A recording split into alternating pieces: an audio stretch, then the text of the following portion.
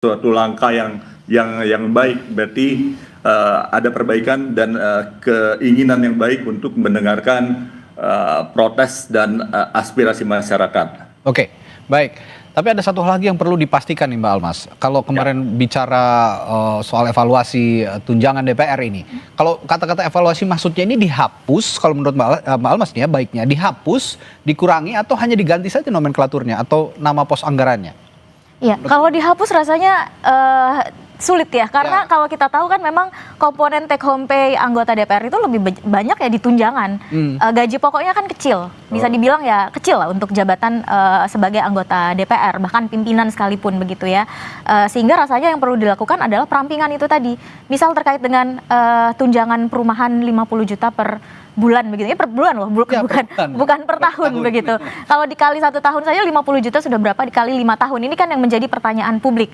Dan di sisi lain kita dihadapkan pada sikap atau ya sikap flexing begitu ya anggota DPR yang banyak mempertontonkan betapa mereka sebetulnya punya rumah yang sangat mewah begitu. Tidak hanya satu rumahnya, punya rumah kedua, punya rumah ketiga dan segala macam gitu. Sehingga yang menjadi pertanyaan publik ketika sudah punya rumah seperti itu, ada juga komplek perumahan DPR, kenapa harus ada tunjangan yang cukup besar 50 juta per bulan begitu. Dan kalau tadi disebut perumahan DPR, ini kan memang kemarin anggota DPR banyak yang menyebut bahwa ini perumahan sudah tidak layak ya. Nah ini juga sebetulnya upaya untuk merehabilitasi, merenovasi rumah ini kan sudah ada.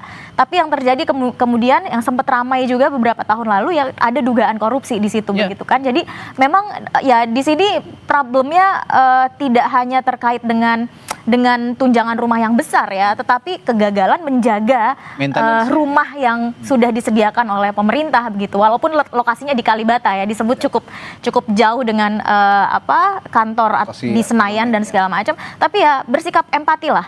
Hari ini juga banyak pekerja di Jakarta yang rumahnya juga jauh, tetapi mereka masih bisa hadir ke kantor begitu ya, bekerja dari pagi sampai malam, dan itu dilakukan setiap hari begitu. Kenapa kemudian anggota DPR tidak bisa melakukan hal yang sama begitu? Hal serupa. Nah, satu lagi ya yang menarik juga untuk kita jadikan bahasan. Ada juga uang pensiun DPR. Katanya publik ini protesnya kerja cuma 5 tahun, negara bisa membayarnya seumur hidup. Sampai detik ini saya juga akan tanya ke Bung Didi kalau begitu sebagai mantan anggota parlemen. Apakah Anda juga masih menerima uang pensiun, Bung Didi? Ada pensiun sejumlah 3 juta yang memang kita harus terbuka ya, itu 3 juta lebih ya, 3,5 kalau nggak salah saya lupa, itu seumur hidup untuk DPR. Ya, saya serahkan pada masyarakat, keinginan masyarakat apa saya hormatin ya. Kalau memang itu harus di stop ya nggak ada masalah buat saya. Ya saya kira kalau memang kita serahkan ke masyarakat. Nah ini masih lama nggak saya bicara? Iya silakan Bung Didi. Ada hal kecil yang tapi bisa jadi hal bermasalah, bagaimana kepekaan anggota dewan ya. Ini mohon maaf kawan-kawan di DPR, ini sejak zaman saya juga dulu ya. Ini hal kecil, kadang-kadang kehormatan kita saya kira bukan dinilai dari tampilan kita flexing ataupun tampilan-tampilan sederhana nih. Mohon maaf mungkin ada yang marah teman-teman. Saya tidak pernah menggunakan mobil yang nguing-nguing, apa namanya, sirene. Saya kenal dengan Bung Didi sejak lama. Memang saya saksikan Bung Didi sejak awal saya nggak mau. Mohon maaf kawan-kawan ya, itu saya kira akan kesannya kita makin jauh dari rakyat. Kalau di Jakarta pun bikin macet jalanan, ini hal kecil tapi peka. Karena masyarakat suka bisikin saya ya, karena kita turun, ini anggota dewan nih bikin macet segala. Sorry teman-teman, janganlah itu. Ini banyak hal lain juga.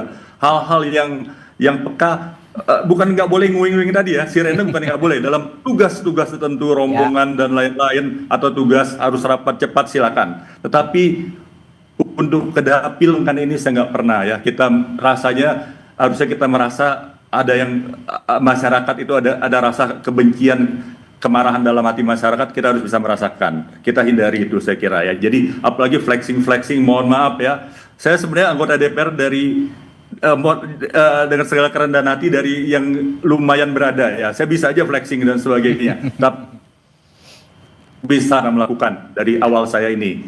Jadi saya mengimbau kawan-kawan, karena saya cinta pada kawan-kawan di DPR dan cinta pada masyarakat, hal-hal yang sekecil apapun dihindarilah ya, apalagi situasi sekarang. Kalau negara kita udah maju kayak parlemen Skandinavia dan lain, padahal mereka sederhana juga ya. Ya silakan joget-joget dan sebagainya. Joget-joget itu hal yang wajar sebenarnya, bukan hal yang salah. Tetapi lihatlah timingnya menurut saya, lihat timingnya. Karena kita kan ini wakil rakyat ya, kita ingin dicintai oleh rakyat dan kita ingin mencintai segenap rakyat Indonesia.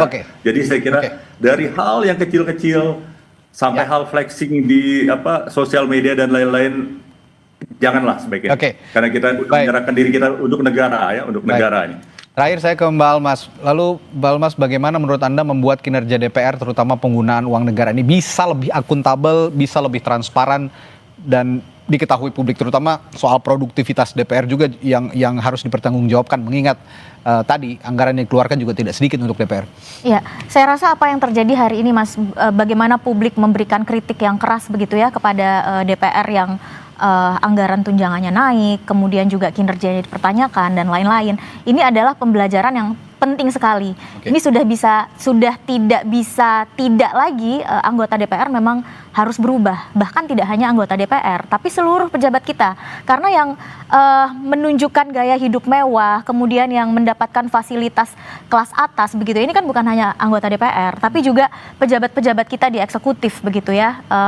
Kemudian juga komisaris BUMN dan lain-lainnya. Sehingga memang ini saatnya untuk berbenah. Ini publik itu sedang menunjukkan bahwa suara publik itu tidak hanya di 5 tahunan sekali di kotak suara, tetapi kita bisa mengkritik anggota DPR kita, dan bahkan ini sudah ada arahan dari partai politik nonaktif ya, meskipun ya nonaktif itu tidak dikenal juga di Undang-Undang MD3.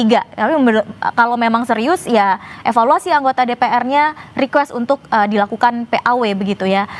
Kemudian untuk meningkatkan akuntabilitas, sebetulnya di era teknologi digital sekarang rasanya ada banyak sekali cara yang bisa dilakukan oleh DPR.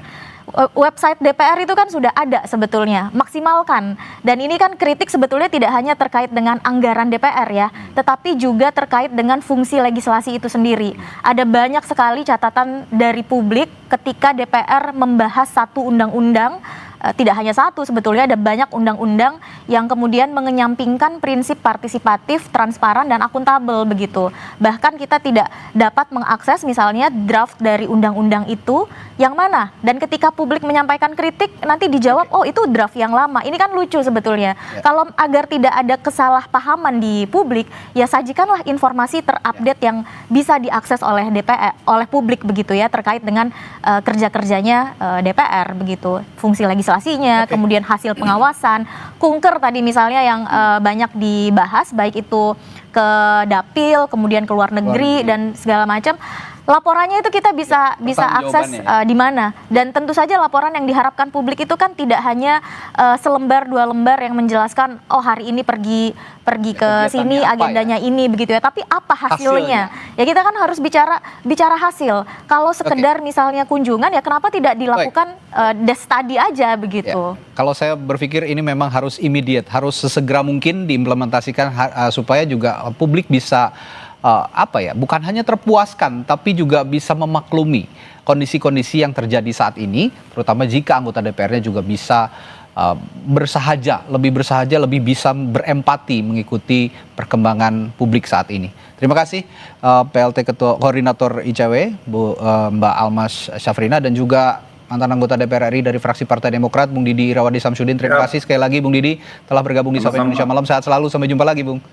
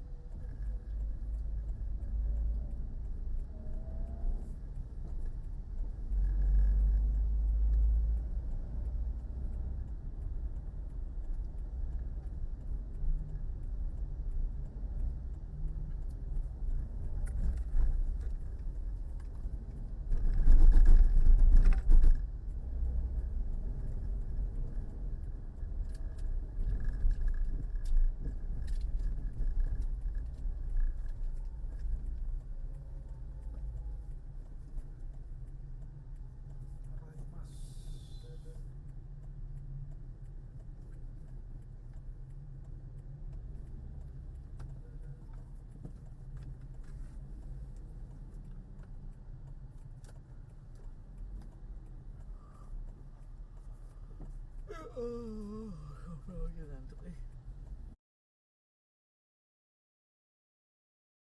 Kita singkat bang. Hah?